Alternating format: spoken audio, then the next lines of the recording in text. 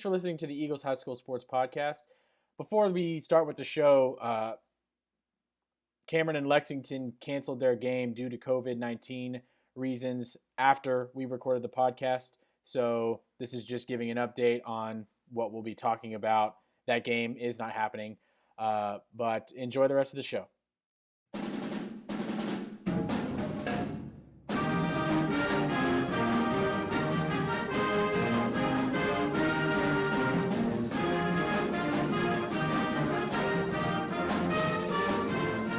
Well, it's just about time. We got 5A and 6A football coming right up on us. TAPS is about to start again.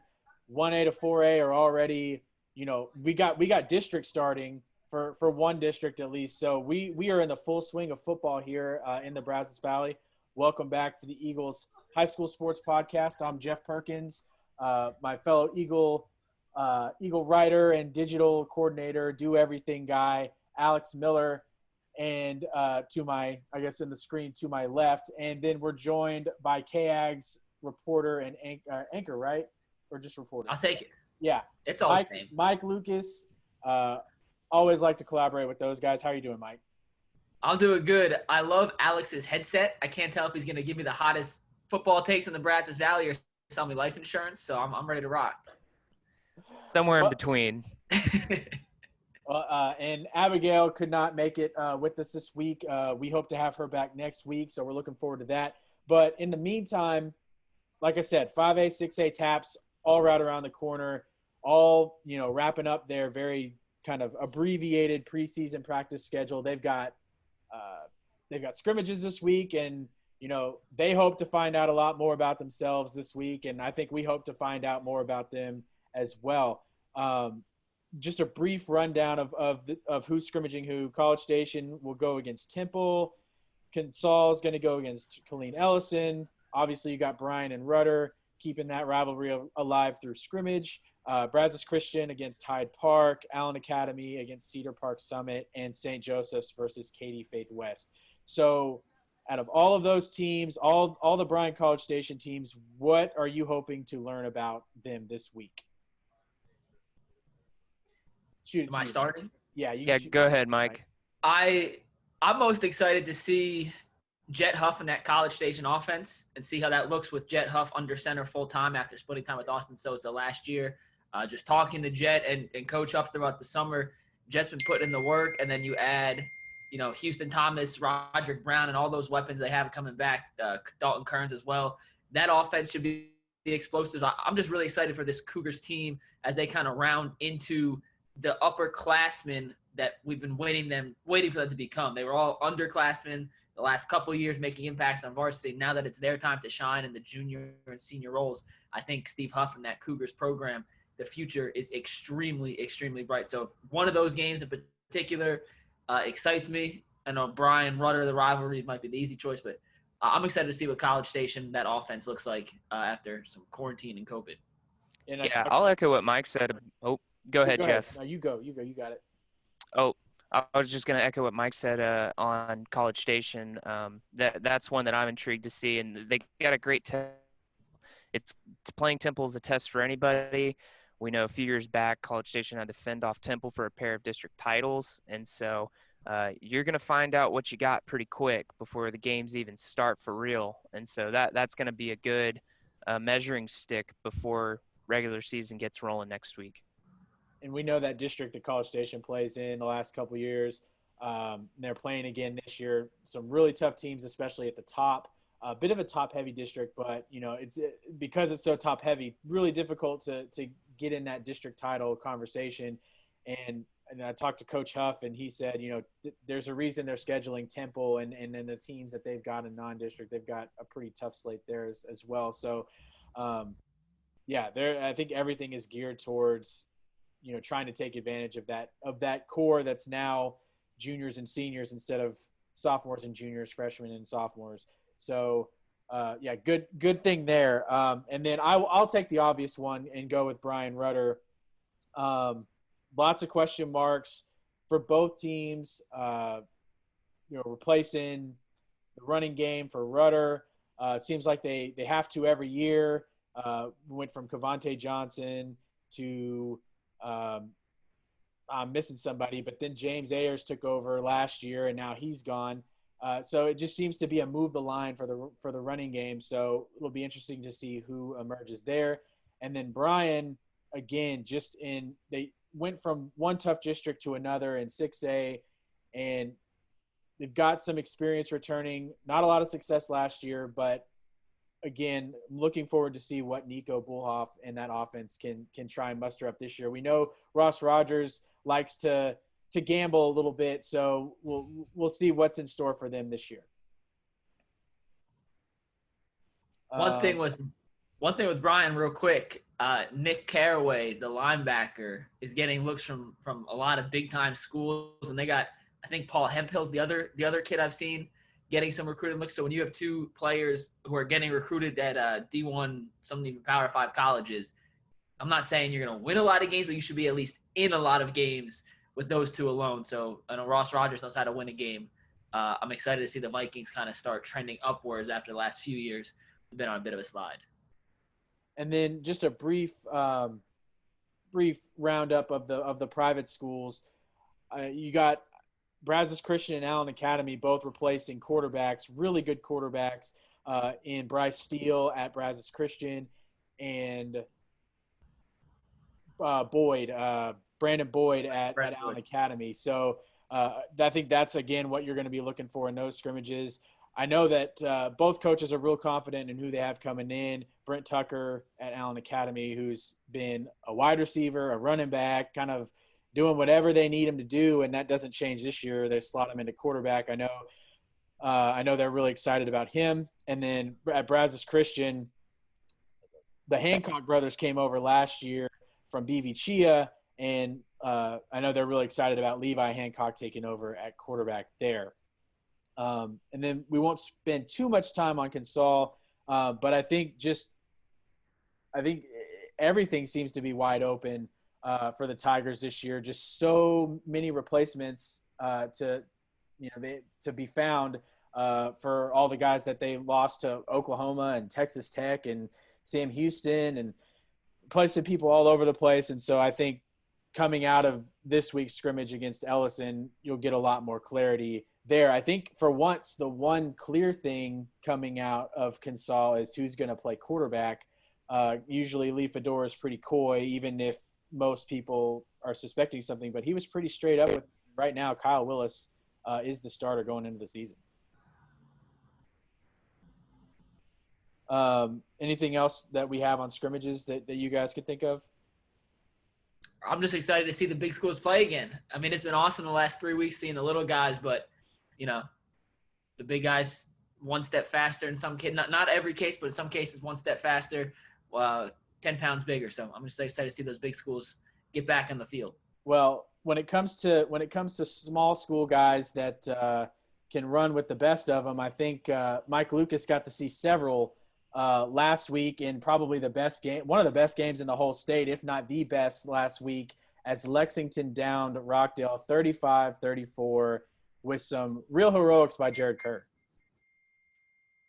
I mean, I've been in Texas for almost 2 years now, and that was without a doubt the best high school game I've seen since being down here. It's the best high school game I've covered since I started working in sports media about 4.5 years ago.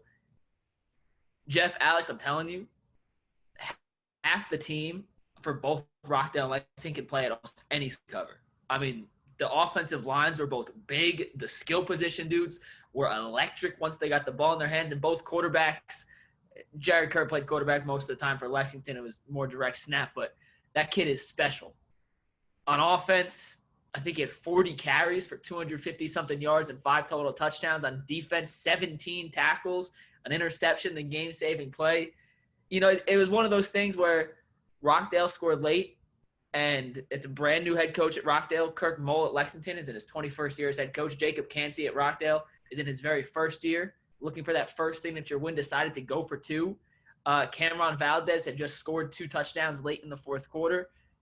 He's a 4-star prospect with, his top 7 includes SEC, ACC, Pac-12, and Big 12 schools, or maybe not 8, but he's got 4 of the 5 conferences in his top 7. I probably would have given him the ball there if I was a coach, but I don't pretend to know as much about football as Coach Campsey and that Tiger staff. They decided to roll out Kobe Mitchell. Kerr makes the game-saving tackle about, no joke, maybe like this far away from the goal line. Mitchell stretched the ball out the last second. But it was an electric atmosphere. It was our game of the week, and a lot of times that doesn't live up to the hype. This time it absolutely did. And I was pretty lucky to be there, Jeff. I missed you guys out there. I'm not going to lie. Yeah, it sounded like everything that we thought it would be. And just following along on Twitter, usually that you don't get that kind of excitement following through Twitter, but I felt like just with every update, I could kind of see what was happening, just because we've seen the highlights from Valdez and Kerr and Keyshawn Raven and now Kobe Mitchell for Rockdale. Kobe's a stud, by the way. He doesn't get as much love as he deserves, but Kobe's a stud. Well, I mean, he was the Brazos Valley Player of the Week for week 2, and then Jared Kerr, Brazos Valley Player of the Week for us for week 3. So I wouldn't be surprised if either one of them wins a couple more of those this year. But clearly the question from here is, what can we expect from these teams moving forward? What do you think the ceiling is? Well, I'll start with Lexington. They're in 3A D2. When you have a player of Kerr's ability on both sides of the ball, you have a chance to win every single game you play. That is first and foremost. We talked to Lexington coach Kirk Mule earlier this afternoon, and I kind of asked him, just like, after an emotional win like that, how do you refocus your guys for the task at hand? I mean, Cameron the road doesn't get much easier for them. And he said on Saturday they came back together, they watched the film, and they saw a bunch of mistakes they made. And despite the win, they felt they didn't play their best game. And if beating Rockdale, a school that's ranked in the top 10 and entire classification bigger than them, isn't their ceiling, I think it's a scary thought for the rest of Class 3A D2. Kurt ran the ball almost exclusively at 40-something carries. They didn't even really throw the ball with their starting quarterback. If they get him in a rhythm and diversify the offense a little bit more, I think that only amplifies their chance to beat anyone on any given day. And the one thing that they do, or the two things with Lexington, their offensive line is so underappreciated. That is a really, really, really, really good offensive line, and they deserve the love. I don't know their names, but they're really good. And then 2, the way they play defense, they put 8 in the box and force you to throw the ball with Kerr at free safety, kind of ranging around, and they press you at the top. If you have a quarterback that can throw the ball consistently and receivers that can get open, I think you can put up points against Lexington. And I thought Rockdale was going to be able to, but they didn't until the very end. They had to kind of find their way to points late. And I think just that style of defense is going to throw teams off who aren't accustomed to throwing the ball and having to beat press man coverage with, a Power 5 player roaming at free safety. For Rockdale, they're going to be fine. If they played 10 times, I'd probably say Rockdale wins 6 of them. It was pretty close. And they had a couple of costly mistakes and penalties that derailed drives.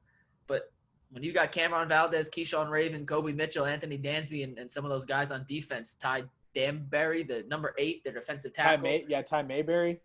Mayberry, yeah. Defensive lineman. They have studs across the board. Like I said, they had a couple mistakes that derailed them, but I left that game saying both these teams are really good, not Lexington's eons better than Rockdale. I think they both are still legit state title contenders. Yeah, I think that game told me 2 things. One, kind of like what Mike said, Rockdale's going to be fine. Kobe Mitchell's going to be good for them at quarterback. He had his good debut against Taylor, but it was Taylor. It wasn't a very good team. But last week he showed, hey, I'm QB1 and we're good to roll. So Rockdale's going to be fine. But the Lexington's legit. And if all thing is they have to go play at Cameron, that's going to be the big test. Prove that last week wasn't a one-hit wonder. And if Lexington goes and beats Cameron on the road, all of a sudden Lexington goes from kind of this dark horse to true state contender, in my opinion. And like you said, Mike, when you're at that 3A D2 level and you've got a guy like Jared Kerr, you can roll with that one dude and lean on some other talented guys around, really cruise in those small school divisions, I feel like, with one really strong dude. And they've got guys across the board that are going to help him. It's not just Jared Kerr. Yeah, and for Lexington, you mentioned that offensive line, Mike. It's something that they've had brewing the last few years. They've had representatives on the All Brazos Valley team from the offensive line for, I think, the last 3 or 4 years. You had Cade Hawley there for a while. Jordan Cranston had a couple good years there as well. And now last year, Juan Lara, the center, was the guy on the All Brazos Valley team, and he's a senior now, and he's the leader of that unit. And talking to Coach Mole weeks ago, I doubt it's changed since then, but he just loves the physical nature that Lara plays with. I think he's 5'11". Is he 54? I think so. He's like 5'11". He laid out a couple kids against Rob. I mean, straight up just laid them out. That dude is not a guy I want to see in the dark alley coming at me. Yeah, he's a big kid, 5'11", 275. And Coach Mole loves how he gets after people. I think he only allowed 1 sack last year too, so he's good at pass blocking. He's good at run blocking, and he's definitely the leader of that unit. So I feel like offensive linemen are always pretty unsung, but definitely that Kerr was the piece they were missing last year before he came aboard. But they had a solid foundation, even though they started 0-6. They had that good offensive line. They had most of the pieces of a really great defense. They were just missing, a spot at linebacker, a spot at free safety, and just that dynamic playmaker. And once Kerr and his name slips my mind, but there was another guy linebacker who joined the team at the same time as Kerr did last year. And once they joined that team, it was like the last pieces to the puzzle, and it was a completely different team after that. They went 5-2, went to the 3rd round, and now we see the potential that this team has. So, yeah, I think you're both right. The takeaway from last week is 2 exceptionally great teams that have the potential to do something special this year. And that's even without Jace Robinson, who, like we talked about the last couple weeks, he hopes to be back for the playoffs. Whether that happens remains to be seen. But if Rockdale gets back Jace Robinson and you can move Kobe Mitchell to another spot in that offense and just add another playmaker, that's like, I don't know how you defend that. It's scary. And last thing, we'll move on. That was Mitchell's 2nd game ever as a quarterback on the varsity level. He hasn't played quarterback since 8th grade. I mean, this is his 2nd game as a starter. He had 3 touchdowns, 1 passing, 2 rushing. I mean, they're going to be just fine, and they're going to get better as Mitchell gets more comfortable under center. So let's talk a little Bremond Milano. Alex, you were there last week, and, man, after that week 1 loss to Normandy, who also looks really good, early returns this year. But after that week 1 kind of narrow upset loss to Normandy, Bremond's looked really great the last few weeks. Yeah, Bremond's kind of back to their old selves after that opening week loss, like you said. And Seth Kozowski, I mean, he is rolling under center and shotgun too, kind of running that read option with Jare Bledsoe, big old number 99. That guy is tough to tackle. But Kozowski, I mean, he orchestrated a great game in all 3 phases, not just at quarterback, but he played really well on defense, and he had a couple of nice kick returns in the punt game, which really helped Bremond set up some nice field position. But his legs were definitely the difference. He rushed for 184 yards. He had 3 touchdowns. All 3 of them were in the first half. And, defenses, they kind of have to key in on Jare Bledsoe when it takes like 2 or 3 guys to take him down. He's 6'4", 250. Maybe bigger than that, honestly. And when Kozowski keeps it and pulls and that defensive end bites, I mean, he's to the edge and he's hard to catch. It's off to the races for him. And, the big thing for Bremond, something that they noted was that they kind of shuffled around some guys on the offensive line. Quarterback David Williams, he moved to offensive tackle. That was a big move for Bremond, getting him there and getting some good protection for Kozowski. They got a couple other offensive linemen back this last week. And so the offense is just stronger up front. And Milano, they had a hard time. They were a lot smaller than Bremond. Their running back, Josh Millar, he had a tough night. He was battling some back spasms. And so Milano had a hard time getting things rolling. And Bremond took advantage of that, and they had a very convincing victory. So, yeah, I think Bremond's back to their old selves again. You got anything, Mike? Just week 1, we were all shocked at Normandy, and we shocked Bremond lost to Normandy, and in hindsight, Normandy turned out to be a really good football team, and Bremont was just implementing a bunch of new pieces. I don't think anyone left that first game being like, "Hey, Bremont's going to stink this year," Right. but they look like they're rolling. I would love to see Seth Kasowski throw the ball a little more. I think they get so dependent on that run game, which can be deadly, that teams are putting 8, 9, sometimes even 10 guys in the box. If Kasowski, who I know can throw the ball, we saw him dominate 7-on-7 here last year. I think he made it to the state semifinals in Division One, or I'm not sure, but the small division. I know he could throw the ball, and I know with Hunter Wolganowski and TJ Grimes on the outside, they got some weapons out there. I would like to see him open the playbook up a little bit more. I think that would unlock the rest of their offense. But overall, man, Bremont, once again, just like Rockdale, they may have lost the game. They're still contender. I think Bremont's still a legit contender in Class 2A D2. Yeah, no, and Mike, I think it's interesting you note that because last week they did try and throw the ball. They had about 15 passes, and Kozlowski was only 5 of 13. They had a lot of drops. They had a lot of open receivers, just couldn't reel it in. And so I think that's definitely going to be a point of emphasis. Like you said, if they can open up the pass game, I mean, that Bremont offense, they could be pretty lethal. They got some guys out there that they get in space, they get open, they're athletic, they're fast, they can move. You don't see a ton of guys at that small school level that can do that, and they've got those dudes who can. Yeah, no, I Coach Kasowski was kind of telling me the same thing in the preseason. Was they expected to throw the ball a little bit more than they have in the past, even last year when they, I think, threw more than they have at any point since Roshad Paul was there.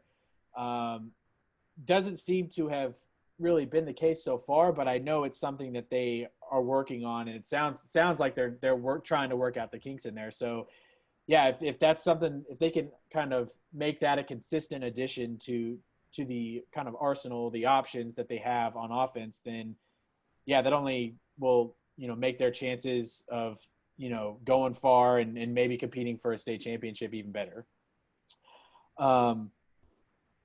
We got Navasota and Mejia last week. Kind of the opposite, a bit of a step back for the Rattlers last week. We've been talking about, all of these about Rockdale and Lexington and Bremont looking really sharp. Navasota didn't look so sharp against Mejia last week. I think everybody on our panel, Alex, picked Navasota because they looked so good in the first 2 weeks of the season with a win over Wharton that was expected. But then, they go down to Sealy, get a big road win there against a team that's at the very least solid every year, and they look to be pretty good again this year too. Definite step back last week. There's a lot of frustration penalties, some unsportsmanlike conduct penalties. Like when things started going bad, they just kind of snowballed. And they had their chances even early in the first half or late in the first half, early in the second half. They cut it to, I think, one possession, and they had a chance to score and got down into the red zone and just couldn't make it happen. And then it just kind of snowballed from there.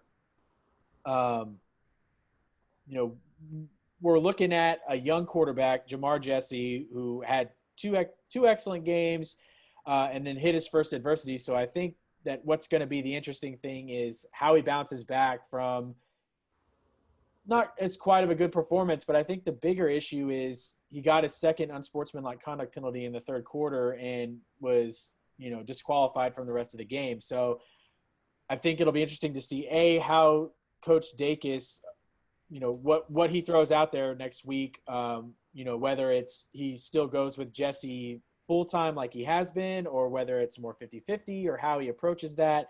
And then how Jesse himself actually bounces back from that loss against Mejia.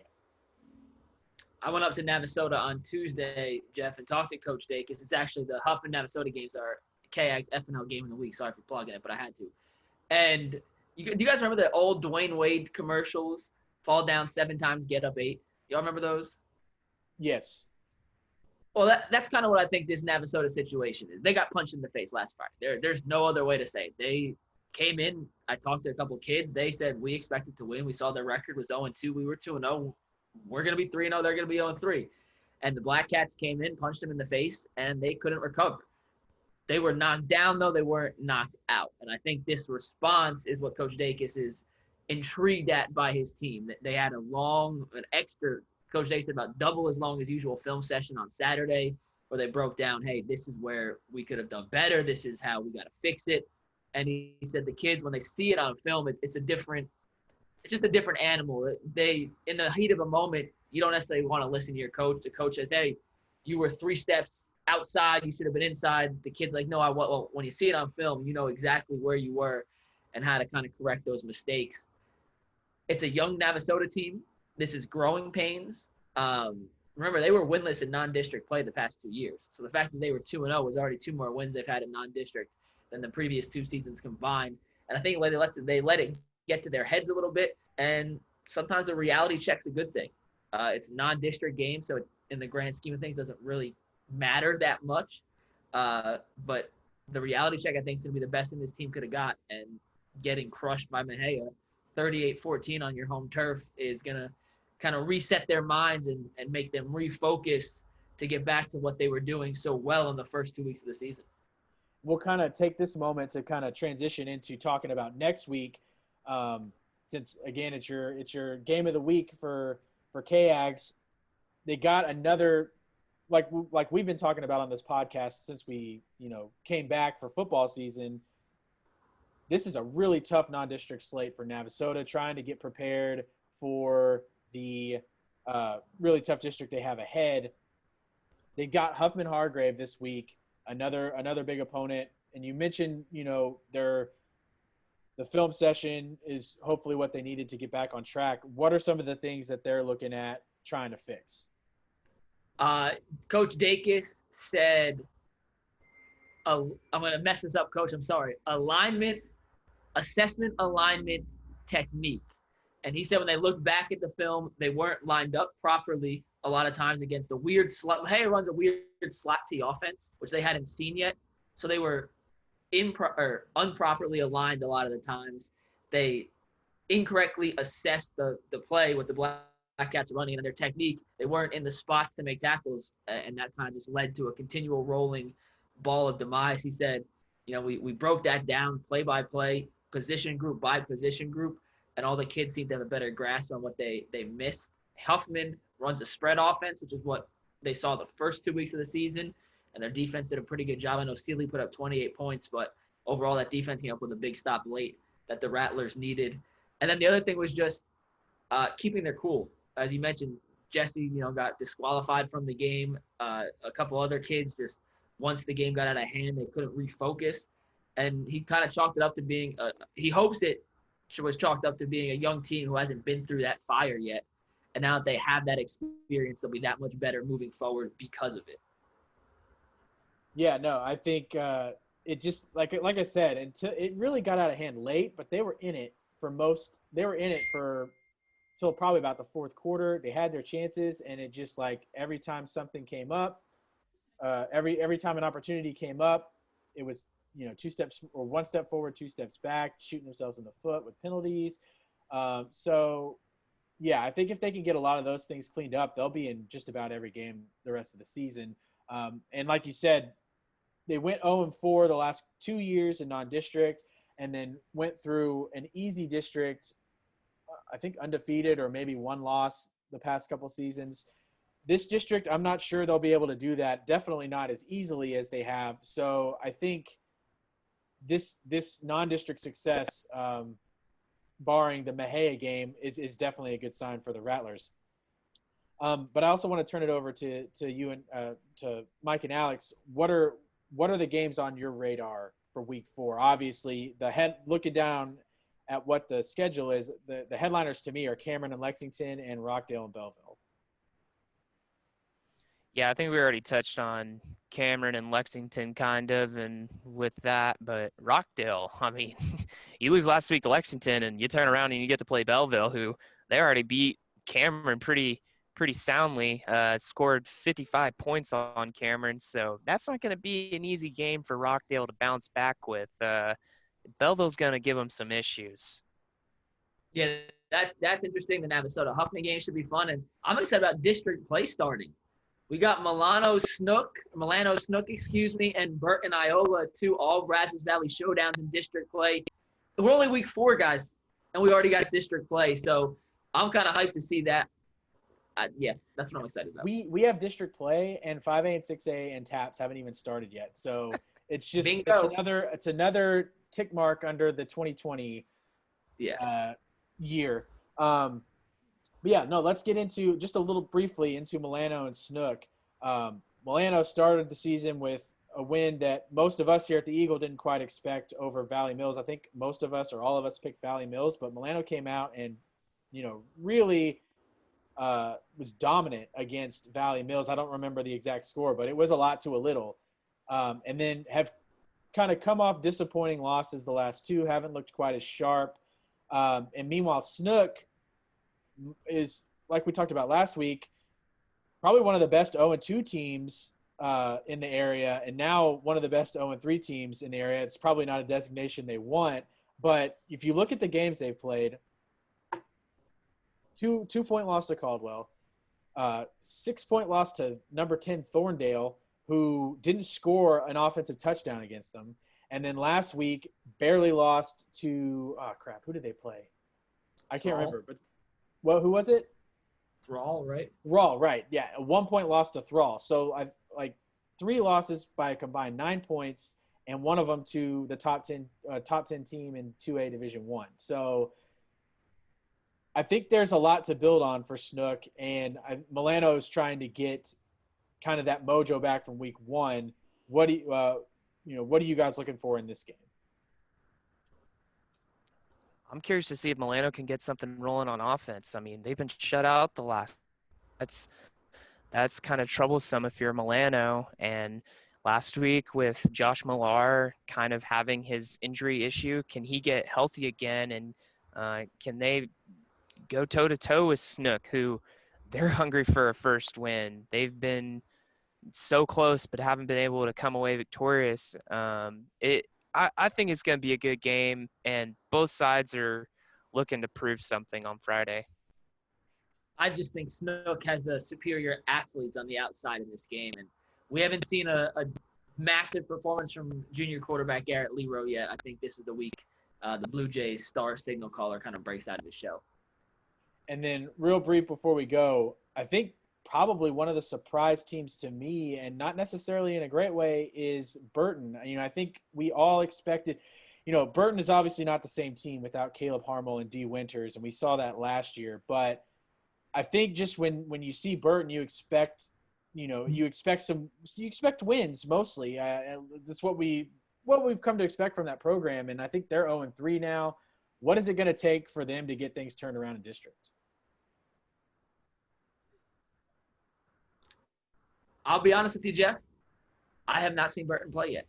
I've only talked to Coach Hody before the season started, and I know he said it was a young team. He liked the talent, but they had to grow up. And sometimes that pre-district, that non-district slate can help guys grow up. I know their first 3 games haven't been against pushovers. It's not like they lost to anyone who we looked at and said, oh, Burton should win this game by 50, and then they ended up losing. Right. I think it's just growing pains, and maybe the district slate might be a little easier than their non-district slate, and that could be the best thing for them. But I don't think we've actually had Burton highlights on ASO yet, on FNL, because they've played on the road and just we haven't got to it. So I'd be lying to tell you I have the key to success for the Panthers, unfortunately. Yeah, I think that's the same reason that not that none of us here at the Eagle are all that familiar with it either, is just because all their games have been on the road. They've been out of the area. But I think that's one thing to watch going into district play. And that district is really interesting because it's almost an all Brazos Valley district. I think there's like 5 teams in that district from our area. So it'll be one to watch as it opens play this week. Before we go, anything sticking out to you guys elsewise about week 4? Hey, here's to hoping that Hearn can play. Back-to-back Yes. games canceled due to COVID, and Hearn's playing Hardin this Friday. I know they're ready to get back on the field. They were going to have a chance to go and toe-to-toe against Franklin. That got canceled, and it was the other teams canceling the last 2 days. And I know Coach Sargent told us at the Eagle that it's important for them to play one more game before it starts next week, and I agree with them. You don't want to be rolling into district play kind of in a no man's land, kind of 3 weeks down, not really knowing what you got. Yeah. I mean, that's tough, especially when those are the games that really matter when you're talking about playoff seeding, and Hearn's a playoff contending team. So, yeah, here's to hoping Hearn can play. Yeah. Hearn is good this year. Micah Smith's a stud. So that'll wrap it up here for us at the Eagle. We'll be looking forward to see what Hearn can do. Quick before we go, Twitter plugs. Mike? It's at KAGS_Lucas. Follow me if you like bad content. And one quick plug before we go, just the Eagle Riders, Travis is going to be out at Navasota Huffman Hargrave. I'll be out at Centerville. They're playing Palestine Westwood. Should be a good game. Centerville rolled past Thorndale last week, so we'll see what happens. And, yeah, so I think that's where our Eagle coverage is this week. All right, and I'm at JPerkins_Eagle. We'll see you next week.